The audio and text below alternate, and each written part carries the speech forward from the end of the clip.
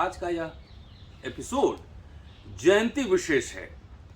फणीश्वर नाथ रेणु हिंदी साहित्य के मूर्धन्य विद्वान हमारे साथ है डॉक्टर पल्लव।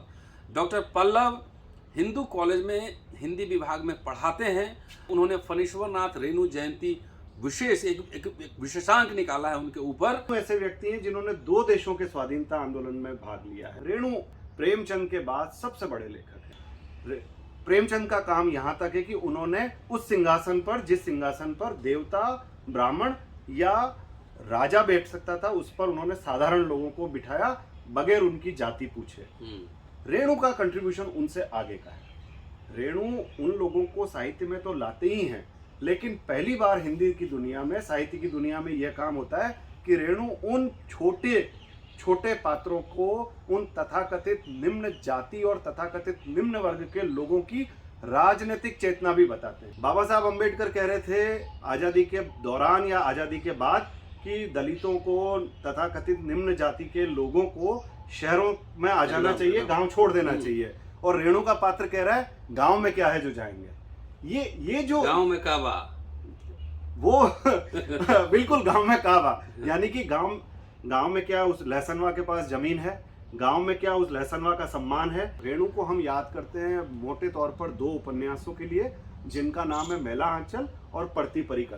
मैला आंचल भारत की आजादी के फौरन बाद जो भारत के अंदर राजनीतिक सामाजिक बदलाव हो रहे थे आजादी की वजह से, आजादी के कारण से, उनकी एकदम ये कहना चाहिए मुझे कि एक्सरे रिपोर्ट है। मजेदार बात यह है रतनलाल जी की रेणु जब कहानी लिखते हैं या उपन्यास लिखते हैं, रेणु खाली अपने देश, देहात, दुनिया का आईना नहीं बता रहे हैं, बल्कि उसमें पूरी तरह से रंग भरते हैं, गंध भरते हैं और उसको स्पर्शनीय बनाते हैं। आप रेणु की कोई कहानी पढ़िए, आपको भीतर तक वो कहानी छू जाएगी। क्या जो बौद्धिक जगत इन जनरल और जो साहित्य जगत है उसमें जातिवाद है? क्या फणीश्वर नाथ रेणु जातिवाद के शिकार हुए? ऐसा कभी दृष्टांत आया कि अगर हिंदी समाज में जातिवाद है, अगर हिंदी समाज में जातिवाद है तो साहित्य तो समाज का दर्पण होता है। जानता हूँ संस्थाएं कैसे काम करती हैं, विश्वविद्यालय और साहित्य जगत कोई बाहर नहीं है। अपने पत्रिका के बारे में आप मुझे बताइए कि बनास जन को आप जो है एक लघु पत्रिका कहते हैं, लघु पत्रिका का क्या आशय है? ये तो काफी ठीक ठाक मैं देखता हूँ निकलता है। मेरी एक क्रांतिकारी कहानी या ऐसी कहानी जिसमें मैं धर्म या जाति की कुप्रथाओं का विरोध कर रहा हूँ, वो छप रही है। मान लीजिए धार्मिक युग में छप रही है या साप्ताहिक हिंदुस्तान में, उसके ठीक अगले पन्ने पर भविष्यफल छप रहा है। उसके ठीक अगले पन्ने पर छप रहा है कि ज्योतिष विद्या क्या होती है इत्यादि। तो मेरी कहानी वहां छपने का कोई अर्थ नहीं है, क्योंकि पूंजी के दबाव में दिक्कत ये होती है कि मान लीजिए रतनलाल जी, आप जाति का दबाव तो नहीं है इसमें।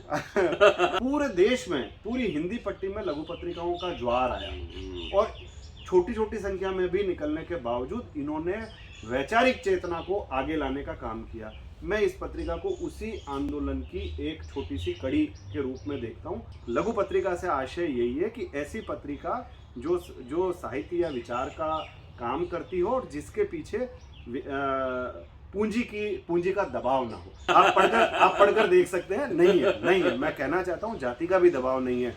देखिए, अगर हम सच्चे लोकतंत्र में हैं, हमें लोकतंत्र को बनाना और बचाना है, तो हमको सभी जातियों का सम्मान करना पड़ेगा, सभी जातियों को प्रतिनिधित्व देना पड़ेगा और तथाकथित उच्च वर्ग या तथाकथित निम्न वर्ग जैसी मानसिकता से मुक्त होकर हमको संविधान की मान्यताओं के अनुसार, संविधान की स्थापनाओं के अनुसार अपने जीवन में भी आचरण करना होगा। नहीं तो हम डेमोक्रेसी को, लोकतंत्र को नहीं बचा पाएंगे, चाहे वो डेमोक्रेसी राजनीति की हो, चाहे वो साहित्य की हो। तो ये बनास का मंच सबके लिए खुला है, आपके लिए भी खुला हुआ है और भारत यायावर जी के लिए भी खुला हुआ है और सारे लिखने पढ़ने वाले लोगों के लिए खुला हुआ है।